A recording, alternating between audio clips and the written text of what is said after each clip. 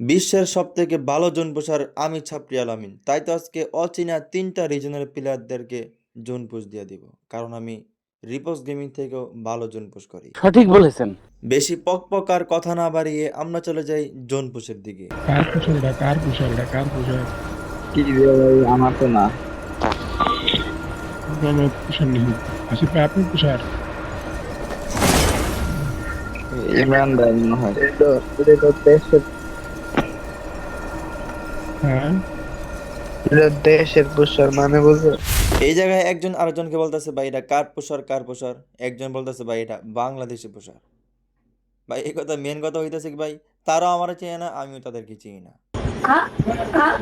জোনের বাইরে আমি চলে আসি আমার একটা টিমমেটকে রিভাইভ দেওয়ার জন্য। তারপর কি হয় তোমরাই দেখো। মানি ভাই রিভাইভ দিয়ে চলে যাবো, আবার কেন কেন যেন ভিতরে যায় আর 2টা প্লেয়ার আমার দেখে মেরে দেয়। মানি ভাই জোন প্রসাদ দেখলে অগ হগেটার মধ্যে করে। এনিমির হাতে ভরপুর মায়ের খাওয়ার পর টিমমেটের কেমন যেন একটা দয়া মায়া হয়, দয়া মায়া করে আমাকে টিমমেটটা রিভাইভ দেয়। লাস্ট জোনে গাড়ি না পেয়ে আমি হয়ে যাই শুভ টপ 1, কারণ আমি এখন রাশ খেলবো।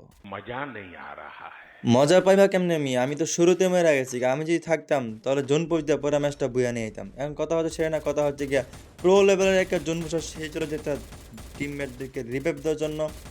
তার টিমমেটদেরকে রিভাইভ দেয় আর আমি চলে যাই ডোমেনে দিয়া 1 vs 1 করার জন্য। আর 1 vs 1 করে ম্যাচটা করে নি বুইয়া।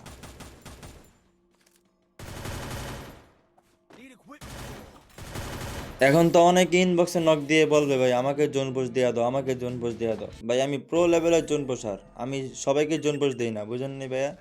তুমি আমার খেলাটা দেখেছো তুমি আমার আবার লইবা তুমি আমার আবার লইবা